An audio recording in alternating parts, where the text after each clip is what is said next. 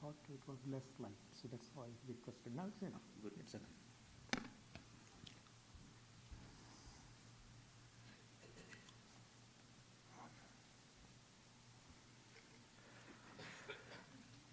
Om Vishwam Darpana Drishyamana Nagari Tulyannijantargatam Pashyannatmani Mayaya Bahiribodbhutai Yatha Nidraya Yasakshat Kurute Prabodha Samaye Svatmanamevadvayam Tasmai Shri Guru Murtaye Namahidam Shri Dakshinamurtaye Bijasyantarivāṅkuro jagadidam prāṅnirvikalpam punaha maya kalpita deshakala kalana vaichitra chitrikrutam maya viva vidrumbhayatyapi mahayogi vayasvechya tasmai shri guru murtaye namahidam shri dakshinamurtaye Tasmai Shri Guru Murtaye Namahidam Shri Dakshinamurtaye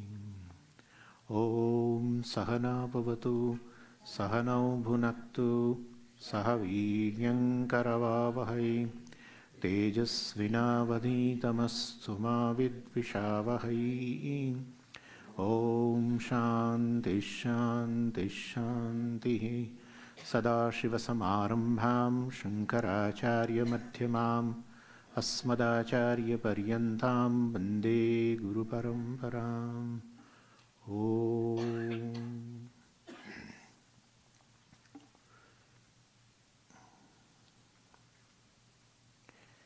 So we were seeing the nature of the self.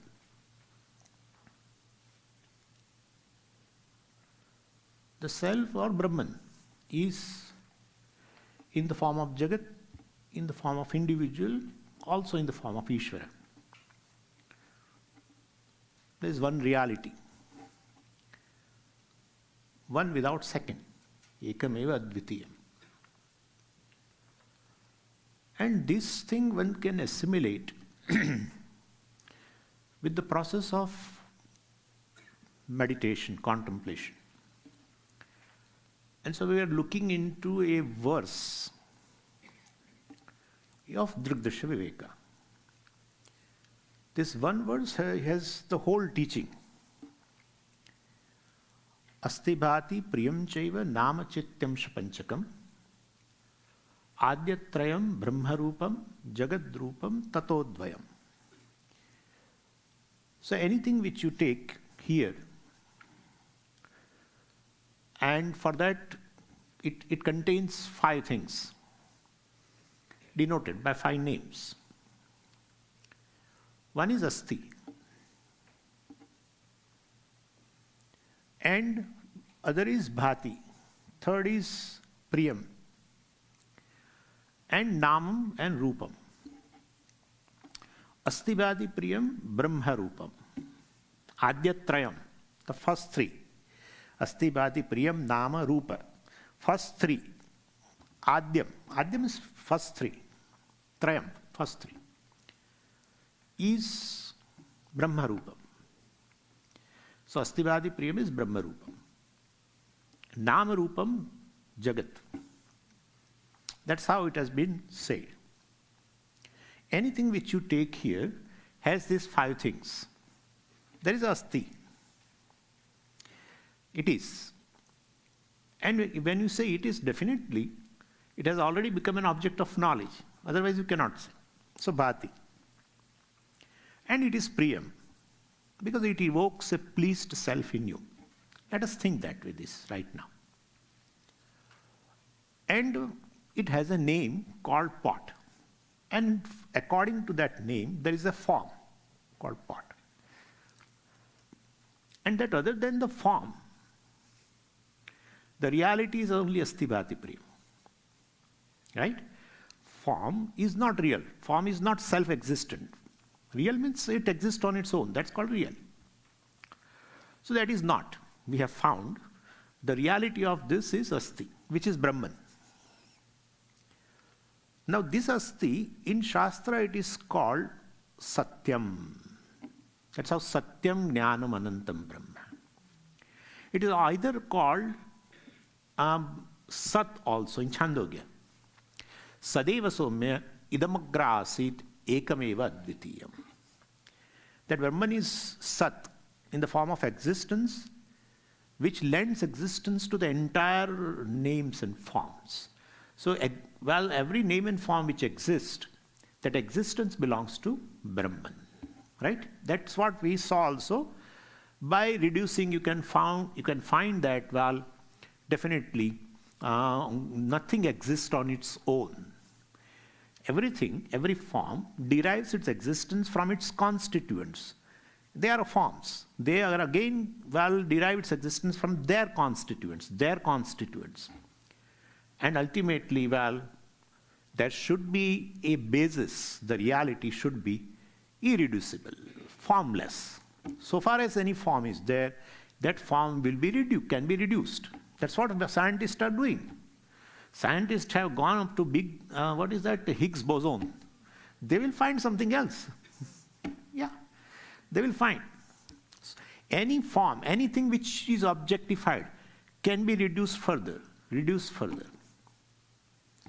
So, scientists will discover in their own way whatever they think that reality. But Shastra talks that final reality is this Brahman, which exists on its own, which is self-existent, which doesn't require anything else for its existence, which doesn't derive existence from something else. No, it exists on its own.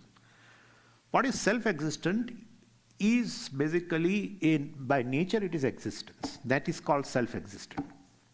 Exist on its own means its nature is existence. Brahman is existence. Right? Amazing thing. And I want myself, I want a freedom from mortality, freedom from non-existence.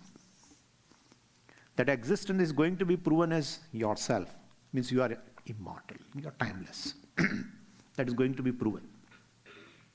Anyway, and one thing I want to clarify is the word asti generally which is used. It's a Sanskrit verb. As dhatu. As means to be, to exist. And you apply a suffix for present tense, ti. Like you have heard gacchati, etc. Same way asti. So word asti has a meaning, means which is there in present. Yeah. And what is there in present may not have been there in the past, will not be there in the future. Then that kind of meaning is not here. That is perishable, subject to birth and death. What is birth? The thing which was not before, which was not into existence, has come into existence. That's birth. What is death? What exists now, in future will become non-existent. That's death. So that generally word asti which we use in language, well, is of this type, time-bound existence. Is means what exists in present, but will not exist in future. So that kind of meaning cannot be taken here. Because this and that is what our understanding of word satyam also is. I said asti means satyam. Our understanding of word satyam is this. But that is why this world we will call satyam, real, because it is there. You are experiencing right now. It is there. Therefore it is real. That meaning cannot be taken. Word satyam which is used in our common parlance is not the meaning of word satyam in the Shastra. Satyam, Jnanam, Anantam, Brahma, that satyam is not that. To indicate Brahman which is timeless, this satyam which is time-bound cannot be used. Could you follow what I'm saying? That is how it is. It's a very amazing thing. So, how this teaching which is in the form of words give the knowledge? Because in our language, all the words which we used are basically for varieties of the things in the world. There are 5 types of words generally we use in the language. Certain words we use to indicate a species, right? A human being, etc. So, like that, cow, let us say. So, these are all words indicating species, jati. Then certain words which you use, once from that species, you take a member, like a particular cow. Then you start narrating about cow through the attributes. Oh, it's a white cow, it's a gir cow, this cow, that, etc. Attributes. Again from language, words. All indicating for the things of the world. So that is attribute.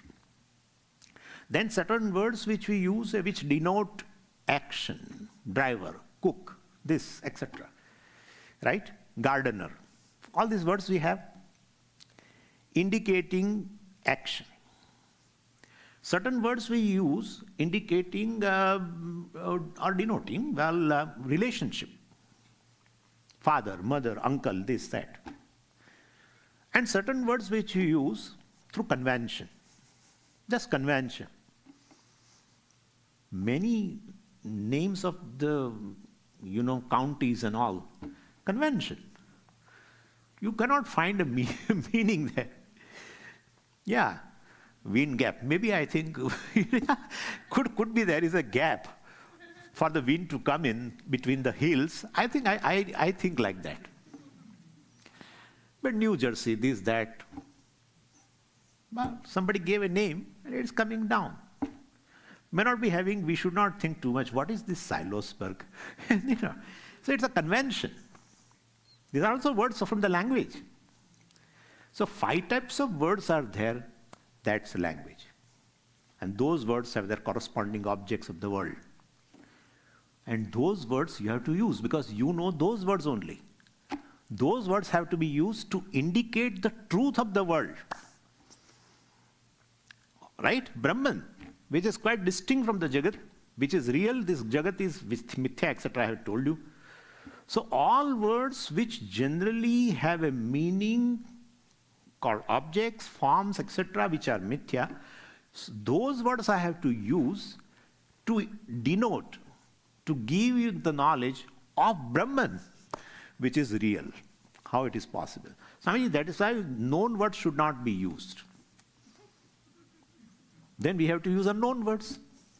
Words are also unknown, and even Brahman also is unknown. Thank over. So the unknown words will go and sit with that unknown Brahman. That's it. Please understand. So basically unknown words cannot be used. The words which you don't know at all, how will you use? Or even how can I use? Takaboka dakada is Brahman. You say, what did Swami say? So, Pujya Swamiji's word is Gagabugai, okay?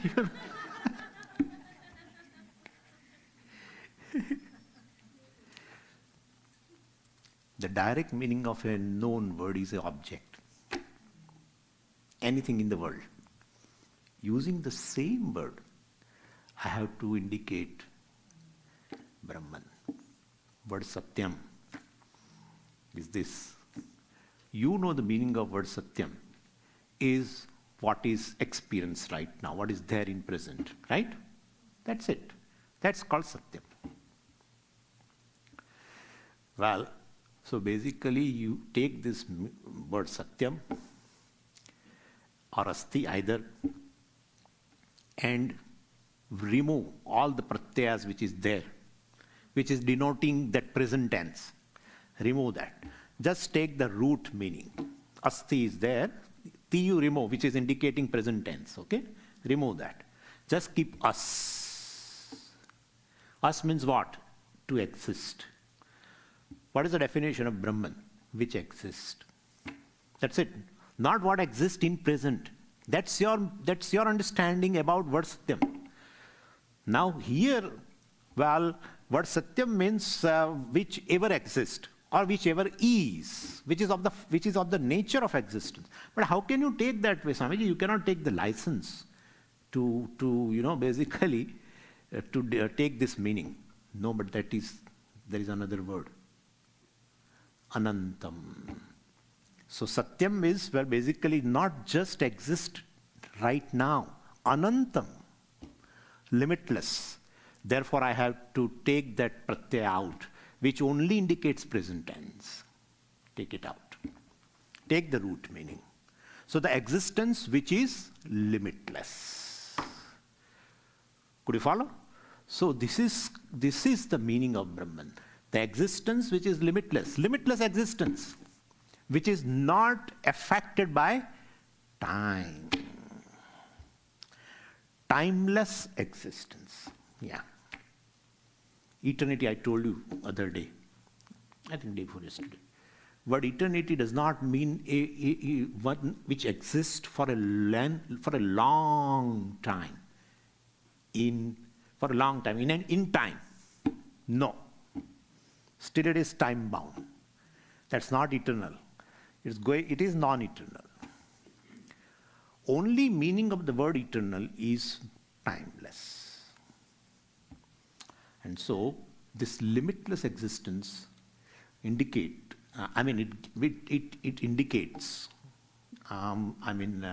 Brahman. Brahman is the one which lends existence to the world in this form or maybe in unmanifest form. Ever, the world has only two states, unmanifest, manifest. That's it. That's how unmanifest we call Maya, etc. Let's not go into that. But this is how the thing is. World is not destroyed. This world will be there in another form. Even body is not destroyed totally. Body right now is there in this form. Once it dies, it goes into the constituents. Maybe even unmanifest. So basically, avyaktadini bhutani, vyaktamadhyani bharat, avyakta nidhananyeva tatraka paridevana. Avyaktat vyaktaya sarvaha prabhavanti haragame ratragame praliyante tatreva avyakta samnike. When the day arises, when the day of Brahmaji arises, when he wakes up, the world comes into manifestation. When he goes to sleep, the world goes to unmanifest. Either in unmanifest state or in a manifest state, its existence is derived from what? Brahman. Therefore, Brahman is something which is in the form of existence. That is the meaning of word asti. That is the meaning of word satyam. That is the meaning of the word sat of Chandogya. And what lends existence is a cause of the thing. The product, this creation, etc., derives existence, right, from the cause. And therefore, Brahman is the very cause of the creation. And you know very well, I don't want to go, it's a vivarta, etc. That's not our point right now. So basically, this is the meaning of asti here. Asti, right, we say is, but it is of the nature of is. Exist, exist, exist, exist. Past also it was is. Right now also is. In future also it will be is. That's the thing. It is always is. What is the the Brahman which is of the nature of existence will never be non-existent. Will never be a mortal thing. That Brahman happens to be the self. And therefore self is immortal, which you are seeking through various things. We have seen also the first day, one is always seeking an existence. When we are seeking immortality, etc., it is of your nature, etc. Anyway, so this is what we saw, Asti Brahma, a formless, irreducible existence is Brahman. Anyway, then we have to go further. Now, I told you it's an open eye meditation. So you take an object and reduce here, cognitive, right? And then you feel that, that Brahman, Satyam Brahma, self-existent Brahman, I don't find. Even if you reduce here, or you reduce, really you destroy it, in order to determine its reality, you will never come to this, you will never arrive at this self-existent Brahman. So then what? Well, because we have to go further, there is not just asti, there is bhati. Bhati is there. So, well, basically, we have to go further. So, anything is, ultimately, is because of self-existent Brahman, that's fine. But anything is, you can say, when it becomes an object of consciousness. Right? Any name and form is proven existent where?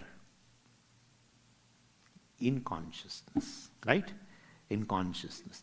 And therefore, once it becomes an object of consciousness, once it shines, let us say, in your consciousness, bhati, once it shines in your consciousness, you say it is.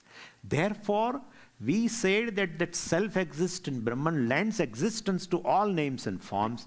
That self-existent Brahman is consciousness. Clear? Is it clear? Self-existent Brahman is consciousness. Therefore, what is asti, what is satyam Brahma is jnanam Brahma also. Jnana means consciousness. Without it becomes an object of consciousness, without it shines in consciousness, its existence is not proven. Therefore, the self-existence Brahman I was searching there as a basis is really not there as an object. It's there as a subject. It's here. It's of the nature of I. Nature of I, the real nature of the I. And therefore, any object in the creation definitely does not exist on its own. It does not get revealed on its own. It is revealed by the consciousness. And how the consciousness is revealed? Consciousness is self-revealing. Consciousness which is self-revealing reveals all the objects, and thereby its existence also is proven. Consciousness is self-existent, and everything else derives existence from this self-existent consciousness. Clear? So this is how asti Brahma is bhati Brahma. Asti and bhati both indicate one thing, that is Brahman, which is self. That's how word self is there. The I is called self because that self is only self-evident consciousness, self-existent consciousness. And that is how we use the word I for the self. I is the only one which is self-evident and self-existent. Everything in the creation is evident to the self. Self is self-evident, self-revealing. Everything is evident to the self. Everything is revealed to the self, consciousness. And everything derives its existence also in that consciousness. Clear? Is it clear? So this is how asti bhati, basically is this the truth, the basis of the entire creation. The reality of the entire Jagat is this Brahman, which is Sat, Asti, Sat and Bhati, Chit. That's the basis of space. Because space is. That is how, when you say space is, you may not appreciate or you may not say, but space consciousness is. Anything. You just say is, you have to appreciate it, consciousness is. Space is, space consciousness is. Time is, time consciousness is. Right? And then further, elements you can take, anything you can take. Mountain is, mountain consciousness is. Therefore, this asti bhati, which is Satchit, is the common basis of everything, including space and time. Therefore, this Satchit is limitless. Right? This Satchit is limitless. It's called Anantam, Satyam Jnanam Anantam, there it is said.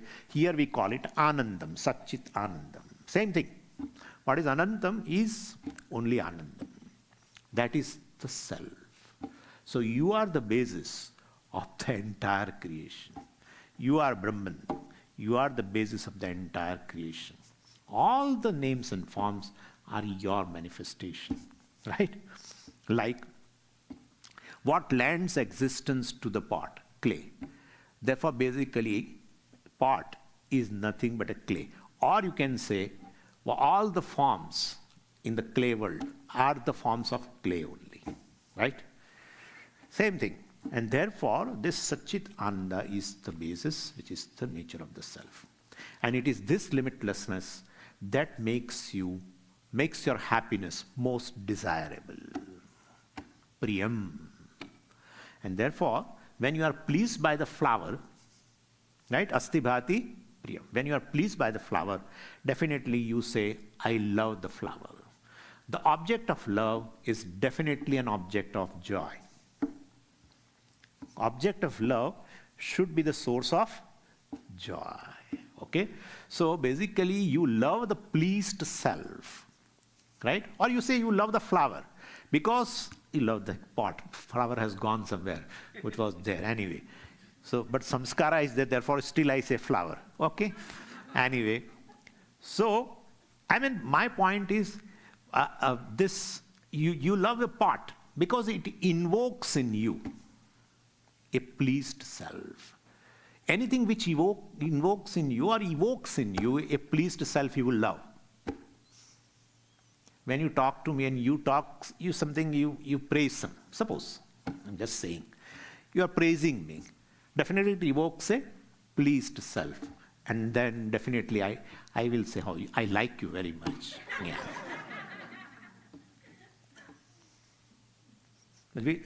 I don't have a time. I want to talk about this love story actually.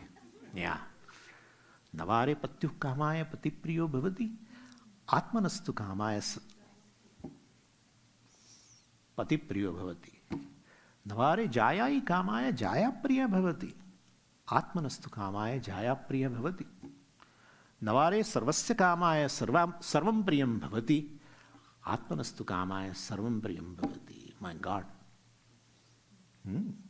You feel I love that. We say I love you. But so far, that thing evokes a pleased self you love. The moment it evokes a displeased self, you say go. The thing which you love, you say now I hate you. Everyone loves oneself. That reveals that, well, you must be the source of happiness. Right? I don't want to go into that. But this, because asti bhati priyam. So there is in a pot, let us say, asti bhati priyam is there. Pot is an object of consciousness, is object of knowledge. And pot is priyam, because it evokes a pleased self in you. And definitely, so it just removes, what is there is, a object comes, or you contact. And you are basically, as I told you, a general dissatisfaction with oneself continues. A general non-acceptance of oneself continues because in a waking state you identified with this body-mind sense complex. And therefore, in your perception, you are a limited being. And you cannot accept it because that's not your nature. We have seen that, right? So I cannot see myself as a small being with a lot of lacking. And therefore, a lot of lack. And therefore, the object comes. And for a time being, it definitely helps me to drop that displeased being, the small being. Anything need not be the object, desirable object, please understand. Need not be that object which you are desiring, it should come and evoke a pleased self. Need not be. In fact, you are just walking around and having a lot of conflicts, etc. in mind, being a limited person, and you happen to see a cat which was dancing. It was dancing. There are all these pets, my God. They are really fantastic. So it was dancing. And it has really evoked a pleased self in you. That's it. That's it. So at that moment, all your conflicts as a limited being just drops off. That's it. Not that you have desired a cat. You thought before you left, you thought I should see a pet cat, then only I become happy. Nothing like that. You see sometime a child, you see sometime a sunrise, sunset, anything. Anything which definitely catches your attention and make you drop a sense of smallness. Once you drop that sense of smallness, which is born of self-ignorance. Due to self-ignorance, you identified with this limited body. And therefore, there is a sense of smallness, sense of limited being. You drop it. In a waking state, you drop it for a length of time in a deep sleep state. Same thing. You drop it for a length of time in a deep sleep state. That's how in deep sleep state also there is a joy, even without objects of pleasure. Anyway, so basically it just removes that displeased person. It keeps the displeased person for the time being suspended, and the pleased person, well, comes out. And you love to be that pleased person. Because what is there in a pleased person is that fullness, right? No lack. No lack. Centered on I, there is no lack at that time. So the fullness is there, and that's your nature. And that is why you like it. It's you, manifest there. So you are limitless alone, which includes, and when you have that joy, the object which has become a nimitta for you to evoke that pleased self, that object and this subject, resolves for a time being. Resolves for a time being. So there is always a joy in a non-duality, okay? So there is subject-object, division is there, but when you feel the fullness, definitely the division between subject and object cannot remain. If you take yourself as a small being, then the object is definitely different from you. Duality is there. But that even though the subject-object is there, right? Duality is there, but it is covered. The division between you and that object which has evoked a pleased self in you goes off. Yeah. Amazing. That's how we say anyone who is seeking happiness is seeking non-duality. Anyone who is a seeker of anything, is a seeker of a non-duality. Because when you get that object, you and that object becomes one. Even though the object is object and subject is subject, but basically you as though become one. The division between you and the desirable object also goes away. Right? So this is how it is. So the seers in both of them basically are non-separate from that same limitless consciousness, and therefore the division is not felt. The moment the division is felt, well, definitely you have come down to the individuality. I'm an individual being, and that is the object away from me, different from me, etc. So, and this wholeness, the happiness, etc., in any degree is an experience. We have that, and that's in Shastra. It is called Priyam, Modam, and Pramodam. Priya, Moda, Pramoda. Because the question here is, if there is a wholeness, why do we have this kind of experience where we say I am happy, I am more happy, I am most happy? So the degree cannot be there in wholeness. So how the degree has come? Right? Comparative degree, superlative degree, positive. I am happy. That's your experience. It's your experience. Like generally this parents send their children here for a study, and they are studying here to United States, and then they finally say that I'm coming to India. The moment the parents get that news, definitely they become happy. But yet, the desire to see and hug, etc., has not yet over. Therefore, there is a joy, but yet that obstacle is there in terms of that desire. Still he is away, right? And then the day has come. He's coming. And you see the flight has landed. And you see also he's coming through that custom clearance, and you are seeing. And now you have more joy. That's called moda. You have more joy.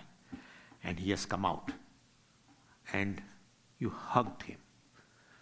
The most desirable thing, and you, subject-object, you the desirer and that object, the desirable object, has become one. Total obstacle in terms of the desire, kama, has gone. So basically, the joy which arises in your mind in form of thoughts, that basically creates the division, happy, happier, happy, happiest, etc., most happy, etc. Not as such, I am limitless. In limitless, there cannot be degree. But the degree appears because that limitless manifests in form of a thought of happiness, etc., in the mind. That is where, obstacle is there in terms of a desire, etc., or the desire is fulfilled, etc. And that is how we have degrees of happiness. Otherwise, there is the same limitless consciousness manifest, or wholeness manifest, fullness manifest, you can say, either.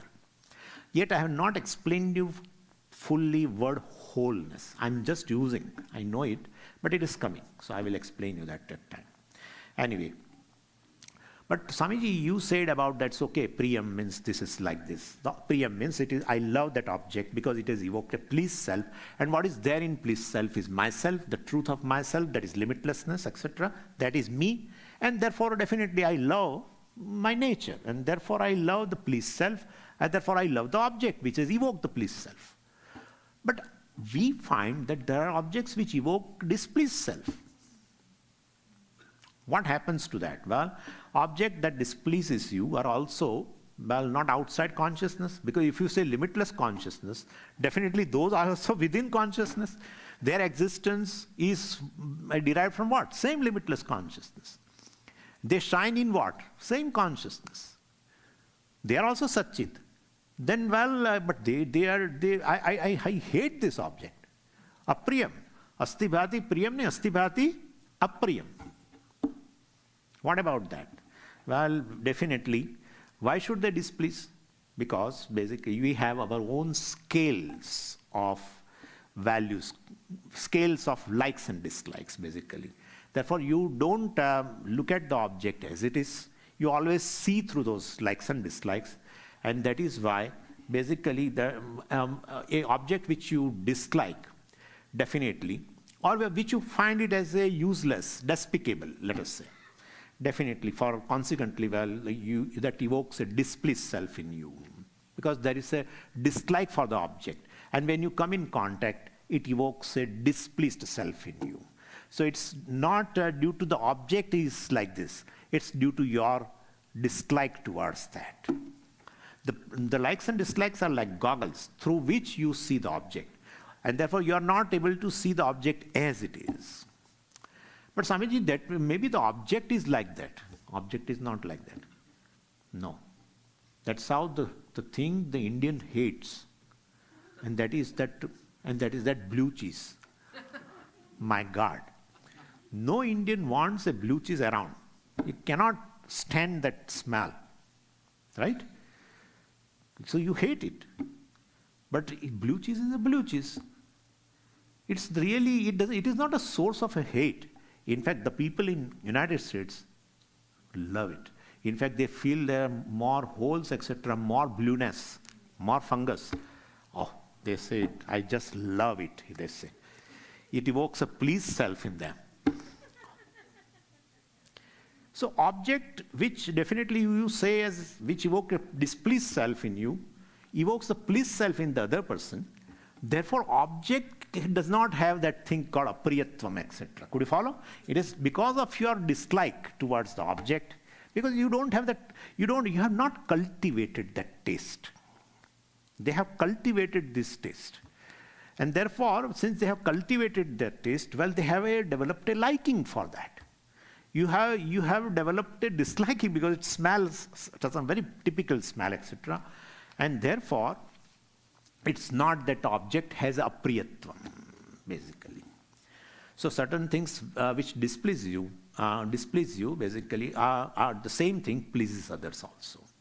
So I should know that, well, there are objects that you look at in a certain way, and because of that they evoked in you in a displeased self. And you don't like yourself to be displeased, naturally, a displeased person. Why? Because that's not a truth of you. It's not your nature. That's how you liked, well, a pleased person. And therefore you love those objects which evoke a pleased person.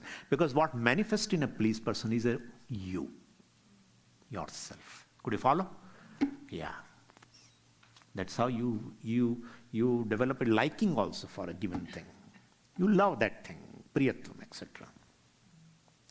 And even otherwise also, you are what you love. That's how it is. You are what you love. You loved pleased self, that's what you are.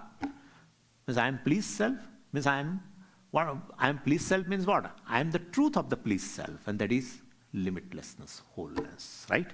And therefore, basically, the apriyatvam, etc., is not due that thing has apriyatvam. It's because of my own set of likes and dislikes, etc. So you love the pleased person, you don't love to be the displeased person, because definitely in a pleased person you manifest, your own nature manifest, and therefore you always want to be the pleased person. You want, because that shows that you always want to be yourself. You want to be yourself. That's how it is. Whole life is a struggle of this. I want to be different from what I am. Really speaking, I want to be myself. But I don't want to be myself, because I basically don't like myself. No. You love yourself very much, and those love comes when you have a pleased self, and in that pleased self you really manifest. Your smallness, etc., which is born of self-ignorance and superimposition with the body-mind-sense complex, resolves. Either in a deep sleep state or either in a waking state in a certain moments. And therefore, definitely, that indicates that you want to be yourself. You struggle. But I cannot want to be myself. Any object of want is other than myself, Swami. But in a state of ignorance, well, this happens. A 10th man wants to be the 10th man. Yeah. That's the story. And I'm sure you don't like that story, because therefore I never use a word in these 3 days, word 10th, because the moment I use, people will say it like this. Heard enough, Swami. Yeah. I want happiness. I want myself. That's my nature. Clear now? I want immortality, timelessness, your nature. You are the truth of the creation, self-existent, nature of existence. Where is the question of to be non-existent in future, in terms of death? No. You are timeless existence. What you want to be yourself. You want to be immortal? That's what you are. You want to be happy person, a full self? That's what you are. You want to be knowledgeable? Right? Knowledge, that's what you are. So this is Vedanta's equation. What I am seeking is what I am. The seeker and sought division is due to ignorance. You are really seeking yourself. You are seeking yourself, you are seeking non-duality, same thing. Everything is same, ultimately. That people have a different words. In a material world, they may call it as a success, they may call it as fulfillment, etc., etc. It's same thing. Success is something when you feel that you are successful. People may say many things to you. Oh, you are very successful. You may not feel. You always find a wanting being. Right? People say, hey, you may say, but I know I still want to achieve this. So you still find yourself a wanting being. When you say no, my all wants are fulfilled. I am fulfilled person, successful person. Means I am a full being. That's it. So everyone is wanting oneself. That's amazing thing in this creation. We are searching there, here and there, but really speaking, you are searching yourself. One who knows oneself will achieve the goal of the life. One who searches outside doesn't achieve the goal. That's how you get, in a process, you acquire thousands of things. But these three things remain away from you. That security, right? The happiness and the peace. It remains away from you. Because that's not there in the object. It's the nature of oneself. So more you search in the world, more you remain away from your goal. What you are really searching. That's how it is. Anyway, so the truth of the bliss person is this limitlessness, and that is what you experience in a moment of joy. So anyway, so the world is basic, and this wholeness, etc., has nothing to do with the world, because that's your nature. It's not that you acquire something from the world and you become whole. In fact, world derives existence from you. It's mithya thing. So it in any way doesn't affect, it cannot affect this Satyam, Brahma, which is your nature. So wholeness has nothing to do with basically world. Even when world is not there, you see yourself as a whole being. And when the world is there, you can see yourself as a whole being, etc. So world is basically Namarupa, and you are this Satchidananda, etc. So on all this Satchidananda is you. Not there are three things. Sat, Chit, Ananda, because what is Sat is Chit. What is Chit is Ananda, fullness. Or what is Ananda, fullness is the existence. Or limitless existence, consciousness, etc. So it is one thing alone. And therefore, three words, basically Satchidananda, Asti Bhati Priyam, points out that is self-evident, self-existent consciousness, which is invariably present in all names and forms, because of which names and forms have existence. So invariably present, in and through present, all over present. That's how Satchidananda is all-pervading. It's called all-pervading. So basically, so what is Jagat?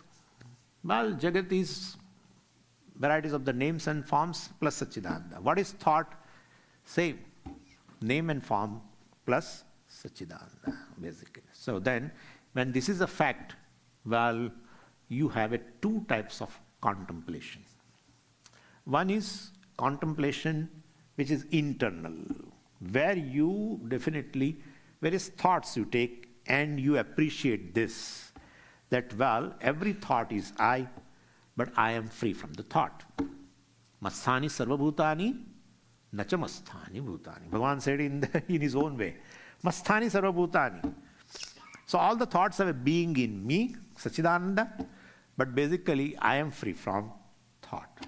Big thing, very big thing. I am free from thought means you have won the work, you have won the game. What bothers you is a thought.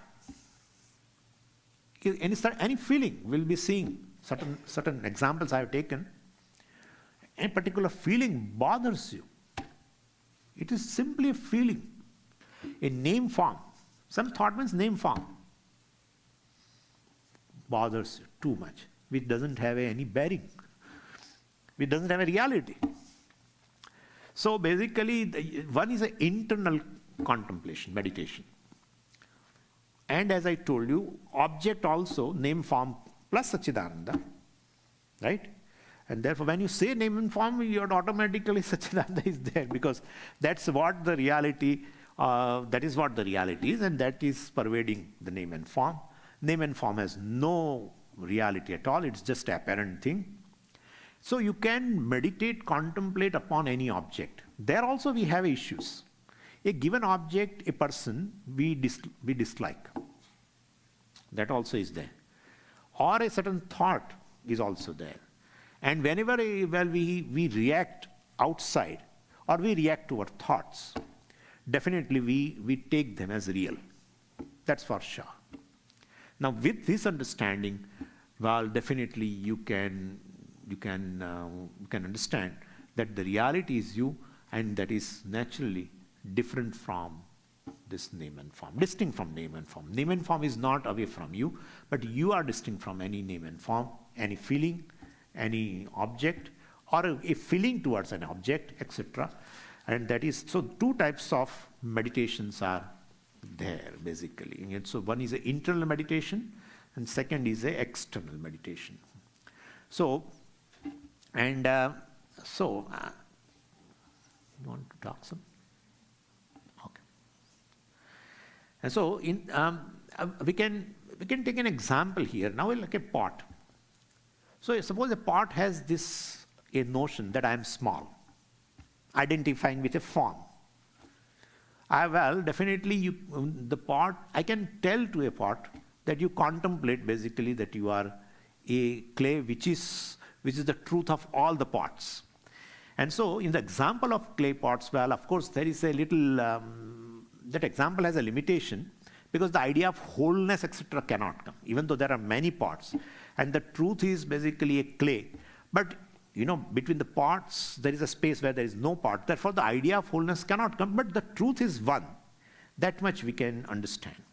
So here we are talking about this limitless consciousness from which nothing is away. And so we can contemplate basically upon this fact that the reality behind every name and form is this Satchidananda. Now this behind, etc. also to be understood properly. So it is like water is behind the waves. We use this word, right? There's a reality behind this all names and forms. But it is like a water behind the waves. And so you don't look behind the wave whether water is there or not. It's not like that. Then why we use this word? Basically, this particular, it's not behind really speaking, but it's just a change of a vision. And what is the change of vision? Giving understanding the reality of the name and form, that is Satchidananda, and understanding name and form as a mithya, just apparent thing. That's change of vision is called behind. So, there is a reality behind all names and forms. Behind is nothing but a change of a vision. Pujya Swami's example, if I can tell you, is this touchwood thing. This touchwood phenomena is changing the vision actually. He says when there is a table, and on that there is a tablecloth also, and still the person touches it, and he says, I'm touching the wood, touch wood, he says. Really speaking, he's touching the table, which is name and form. So he transcends name and form. His vision, even experiencing name and form, his vision has definitely changed. That rather than giving a reality to the name and form, the content which lends existence to that name and form called desk or a table, that wood is given a reality. So touch wood, etc. Even touching, he used to give an example, I remember, the chair has a certain, our arm basically, and they are suppose wooden. So there also, even it is an arm with a certain particular name and form, he touches it and say, touch wood, etc.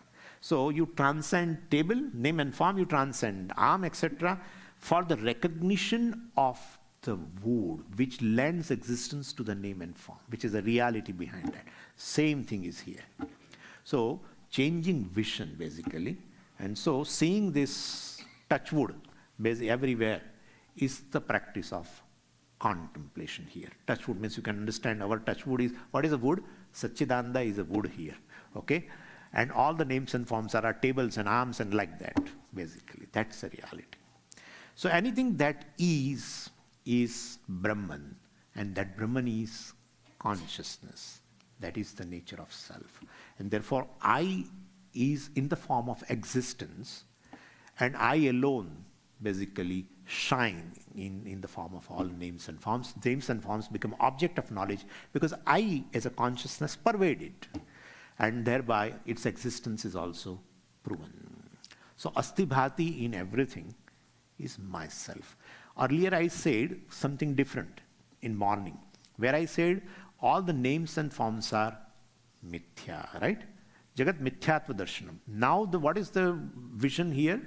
Well, the vision is, I am the reality behind all names and forms. You are appreciating now Satyam Brahma in form of oneself. That's a different type of a contemplation.